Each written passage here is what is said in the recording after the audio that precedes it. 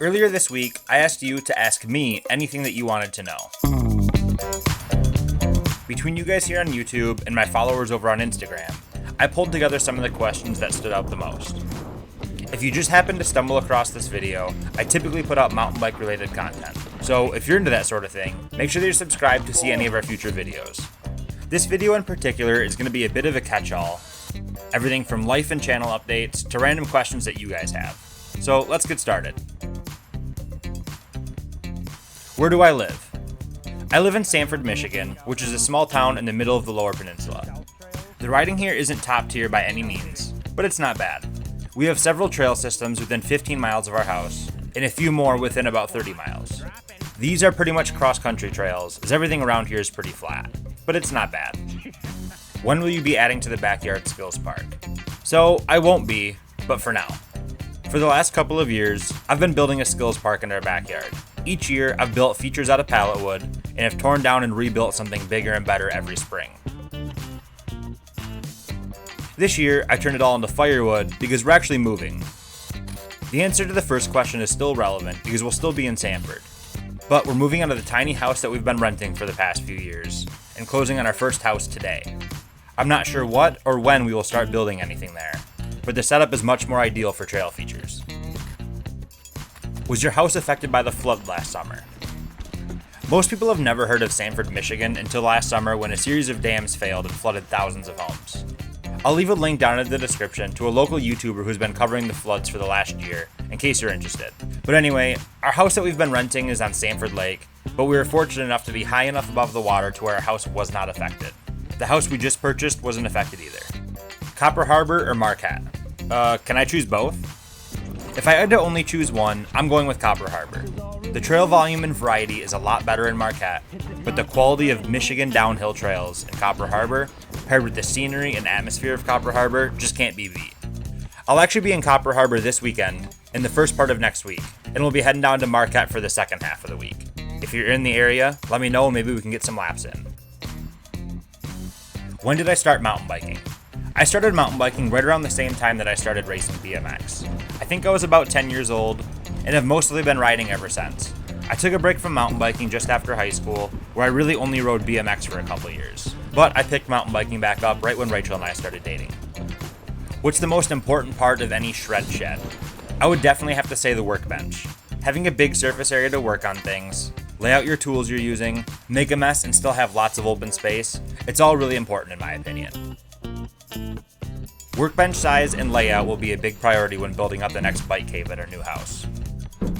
How do I get my Commensal Clash Essential KS dropper to stop making noise? Well, unfortunately you don't.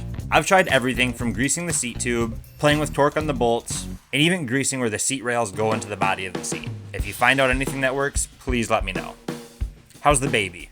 So far so good. We just started the third trimester, and both mom and baby are very healthy. Rachel's been an absolute trooper this entire time, and has been pretty fortunate with the minimal amount of side effects that come with pregnancy. We still have a couple months to go until our little shredder is here, but I know that's going to fly by. Is the Kona Process a good bike? I don't have any experience with that bike, but it looks pretty sweet. What's your favorite type of dog? Any trail dog.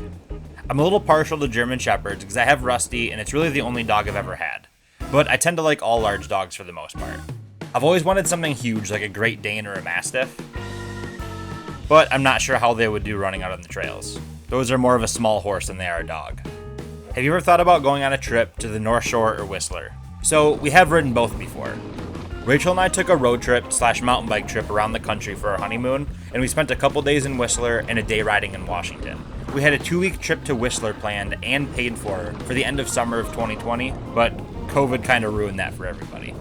With the borders closed and no way to get over to Whistler, we had to cancel the trip unfortunately. Best non-Upper Peninsula Michigan trail. I'm a huge fan of Palmer Woods up by Traverse City. They only have a couple loops with only a few miles on each, but they have some great flowy downhill sections. I tend to prefer the one up, one down type of trail, as opposed to a trail like DTE where you're constantly climbing and descending throughout the ride. That being said, I really like Potawatomi Trail down by Pinckney. Have you ever ridden at Burns Road or Mid-Michigan Community College? I ride at the Burns Road trails several times a week, and the Mid-Michigan Community College trails several times a year. For the last few years, I've lived right in the middle of Burns Road and Pine Haven, which has over 50 miles of single track when you combine the two, so I ride these often. Mid-Michigan Community College is only about 30 minutes from me, and it's one of my favorite trails in the area. What is your dream bike? A true do-it-all bike. My Clash is great for a do-it-all mountain bike, but I want a do-it-all everything bike. Fat biking, mountain biking, dirt jumping, road and gravel riding. It's not possible, but that's why it's my dream bike. What is your next bike? Well, stay tuned. We might have an unboxing coming up. I'll keep you posted. Why haven't you been posting lately? I've been busy, man. This channel started as something to do in my free time, and I haven't had a whole lot of that lately. I'm the treasurer for our local IMBA chapter. Link down below if you want to donate any money or time. We always could use both. And spring was a very busy time for us. Getting the trails cleaned and prepped for the season, we hosted a skills class and mountain bike 101 class a few weeks ago, and just overall prep and management work. I have a normal job that eats up my 8 to 5 every day, house hunting, and planning for the baby. Life's just busy. On the bright side, I've been doing a ton of riding lately, and have been putting a much bigger priority on getting rides in over filming. I think we're getting back into a rhythm where I can get videos out on a more frequent basis. But bear with me over these next few weeks while we're on vacation, move into our new house, and ultimately start prepping for the baby to arrive. I know we hit 2,500 subscribers a few weeks ago now, but thought it would be a fun time to give a little bit of a life and channel update. We've got a lot of things happening, and I'll do my best to keep the videos coming along the way. Let me know down in the comments if there's anything specific that you'd like to see in future videos, and I'll see if we can bring those videos to life. The new house has a much bigger area that I'm sure we can build out into a pretty sweet bike cave.